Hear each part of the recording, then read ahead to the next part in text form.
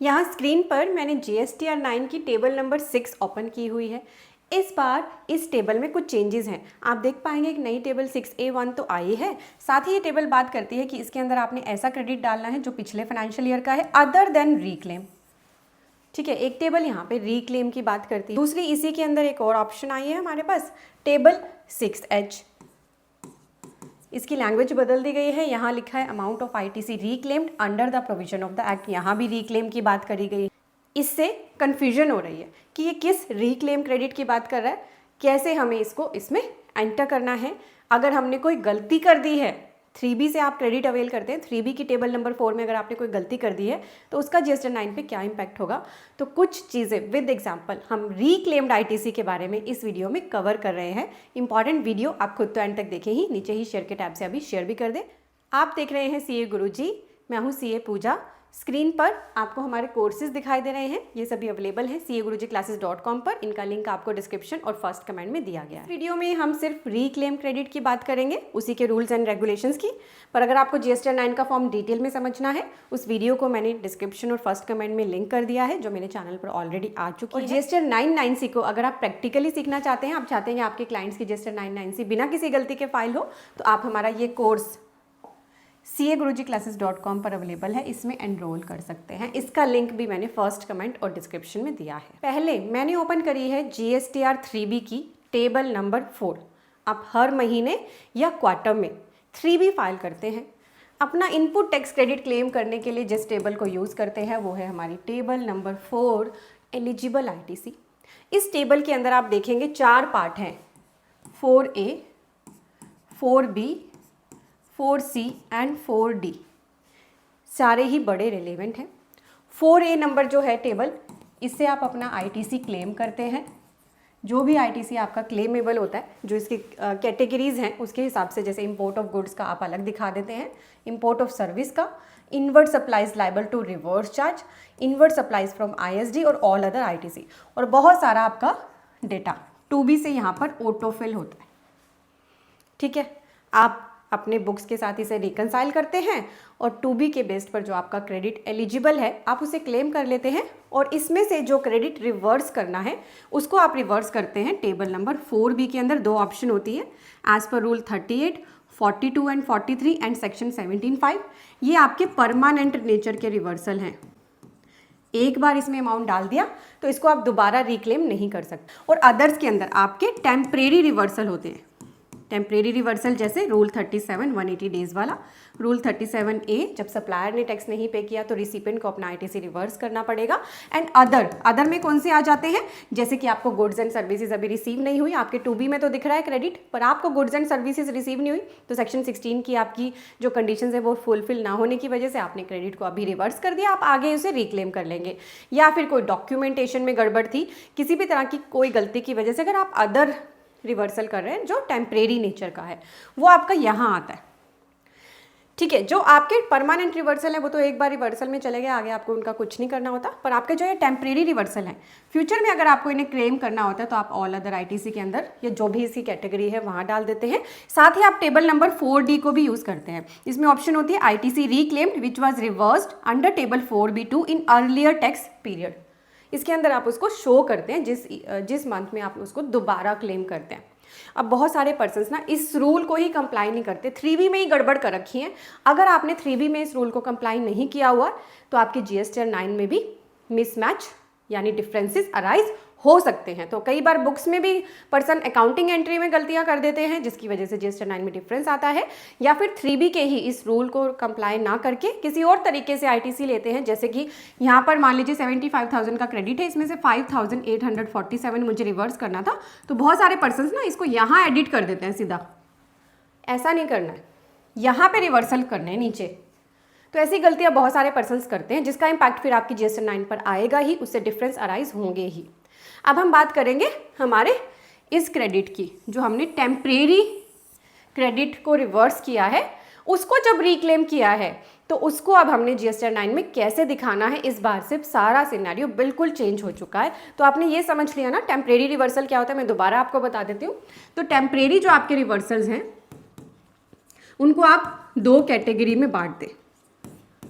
एक तो rule 37A का और अदर टेम्परेरी रिवर्सल्स।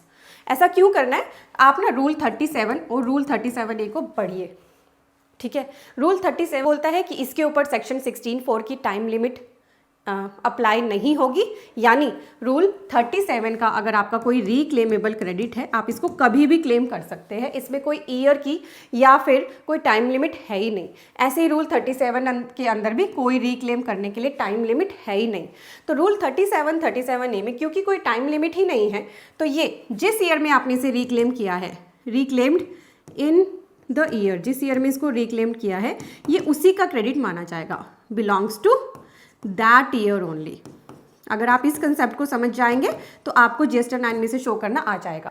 तो रूल 37A का जो रिवर्सल किया है आपने, वो जिस ईयर में आपने रिक्लेम फिर किया उसी ईयर का क्रेडिट माना जाएगा। और अदर, क्योंकि अदर्स पे तो टाइम लिमिट है आपकी सेक्शन 16(4) वाली, तो इसके लिए तो जिस ओरिजिनल ईयर का ये है उसी ओरिजिनल ईयर के हिसाब से ही आपने इसको ट्रीट करना है।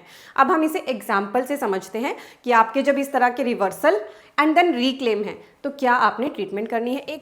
यहाँ पे हम एक एग्जाम्पल लेते हैं। जैसे मान लीजिए आपका ऑल अदर ITC के अंदर 75,847 रुपीज़ का ITC आ रहा है। मान लीजिए ये है जून 2024 का, ठीक है। ये आपका पूरा एलिजिबल ITC था। इसमें आपने एक रिक्लेम ITC ऐड करा है 10,000 का, जिसको आपने पहले रिवर्स किया था क्योंकि 180 डेज़ के अंदर आपने पेमेंट नहीं करी थी, पर अब आप उसे रिक्लेम कर रहे हैं तो उस टाइम पे आप इसको यहाँ ऐड कर देंगे। ये हो जाएगा 85,847 और साथ ही टेबल 4D1 में भी दिखा देंगे 10,000, ठीक है। मान लीजिए ये है ईयर 24-25 का ही क्रेडिट, पहले आपने ईयर 24-25 में ही रिवर्स किया था और 24-25 में ही उसको रिक्लेम भी कर लिया, ठीक है। तो अब हम इस तरह से केसेस बना लेंगे। तो मैं आपको बता रही हूँ कि जब आप क्रेडिट को रिक्लेम करते हैं तो कैसे करते हैं। आप उसको अपने इनपुट टैक्स क्रेडिट में ले लेते हैं और जो टेम्परेरी रिवर्सल है उसको यहाँ भी दिखा दे जो दोबारा आपने रिक्लेम किया है। क्लियर है आपको। अब हम आ गए GSTR 9 की टेबल नंबर 6 पर। तो देखिए, जब भी आप ऐसे क्रेडिट्स के बारे में बात करें जो आपने रिक्लेम किए हैं, आपने उनको फटाफट से 2 कैटेगरी में डाल लेना है। अपने temporary reversal and reclaim credit को रूल 37 और 37A वाला एंड अदर वाला ब्रेकअप करना है आपने। पहले ये देखना है आपका जो ये रिक्लेम वाला क्रेडिट है ये है किस कैटेगरी का। पहला एग्जांपल हम लेते हैं, आपका जो ये क्रेडिट है वो है 180 डेज़ की वजह से आपने रिवर्सल किया था और अब पेमेंट करने के बाद उसको रिक्लेम कर लिया है। तो आपने इसको कहाँ दिखाना है, जो आपका ओरिजिनल क्लेम है 10,000 की मैंने बात करी थी, ये चला जाएगा टेबल नंबर 6B के अंदर GSTR 9 की। रिवर्सल चला जाएगा आपका टेबल नंबर 7A, बात करता है रूल 37 की, हम 180 डेज़ वाले रिवर्सल की बात कर रहे हैं तो वहाँ चला जाएगा 10,000।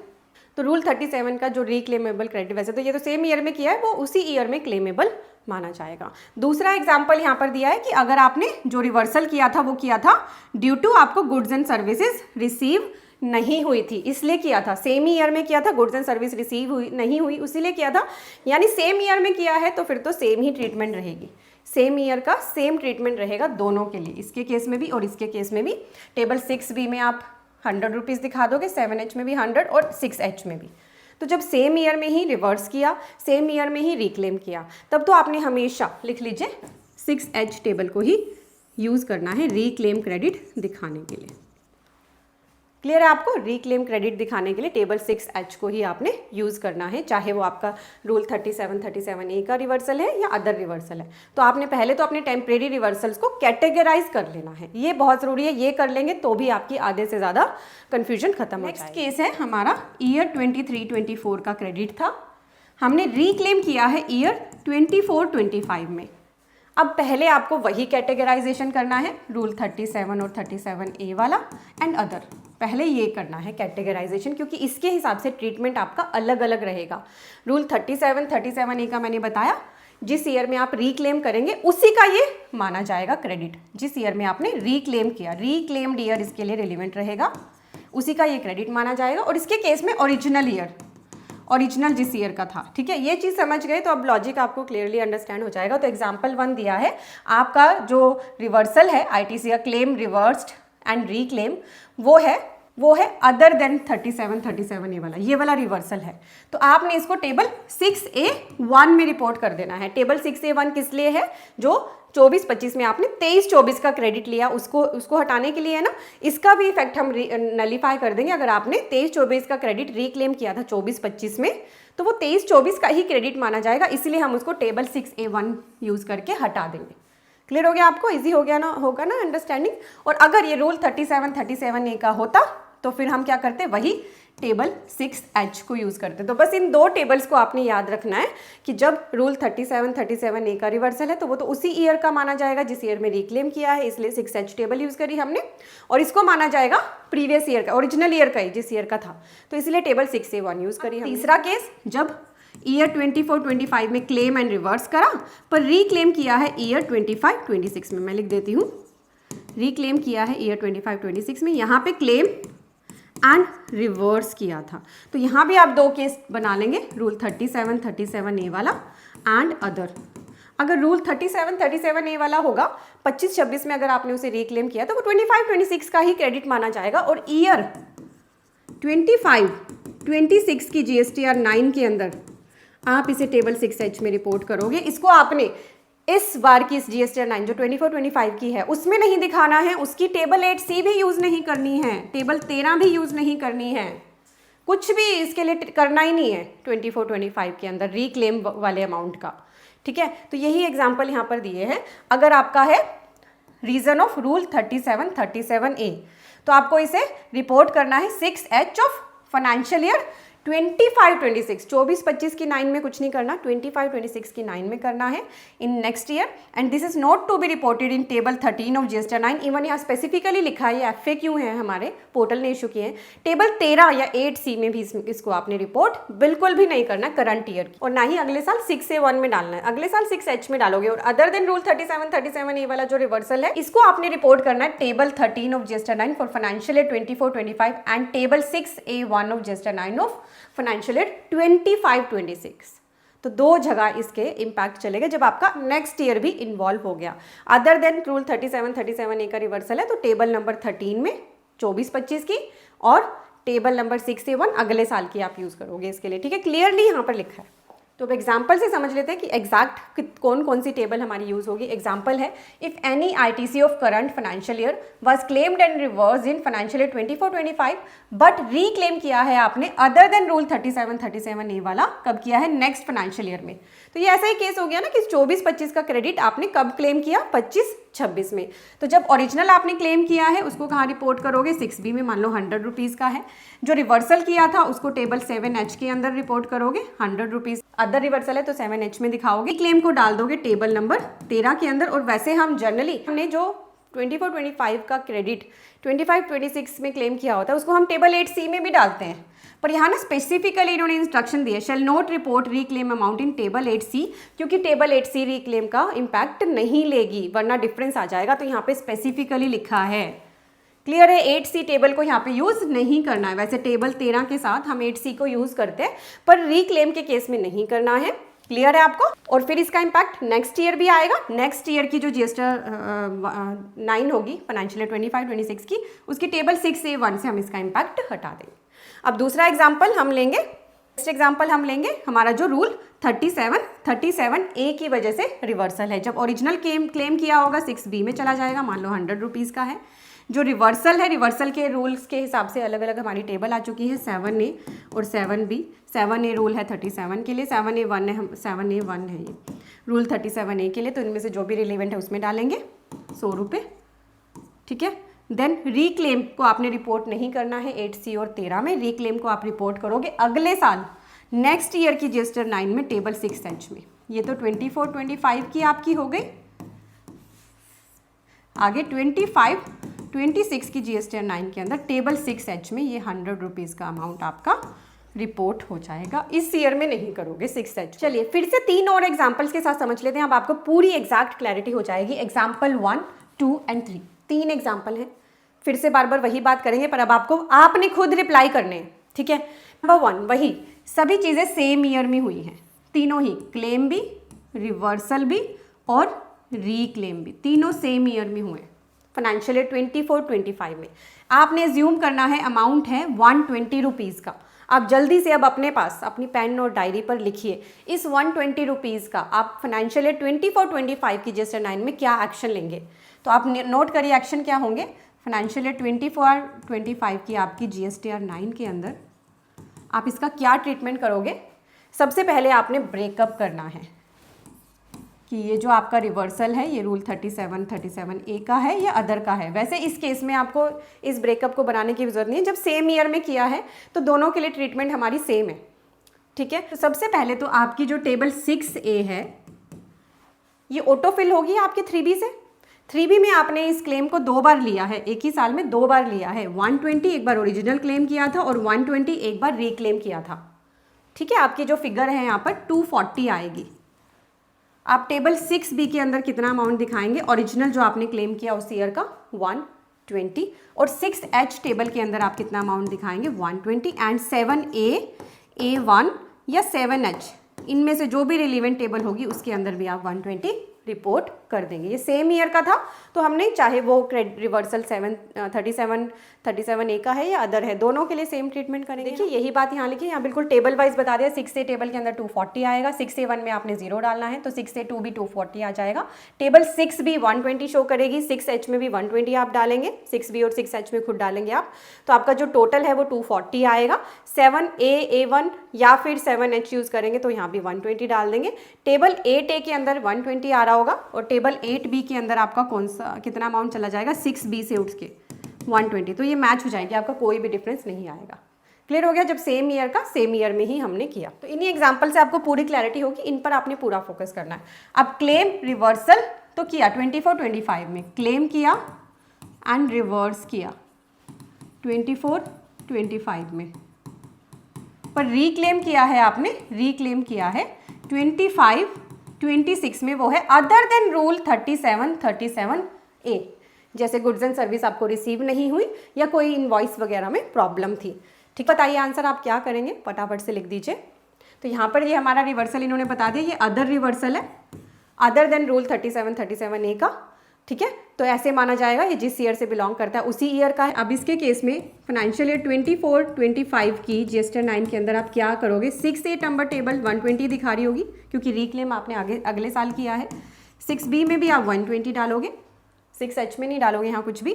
7 नंबर टेबल में आपने जो रिवर्सल किया 24-25 में जो भी आपका बनता है 7H के अंदर वो डाल दोगे, ठीक है। टेबल 6 और 7 आपने डाल दिया। देन आपने 8C नंबर टेबल में इसमें कुछ नहीं डालना है, तो आपने 7 तक कर लिया।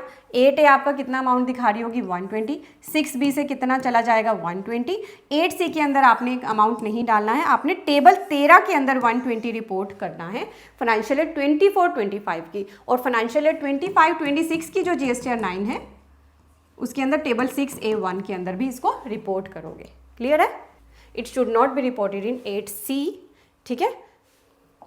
एग्जाम्पल 3 सबसे इंपॉर्टेंट है, क्लेम और रिवर्सल। ये है ईयर 24-25 में, रीक्लेम है आपका ईयर 25-26 के अंदर, ठीक है। और ये कौन सा है, रूल 37A वाला रिवर्सल।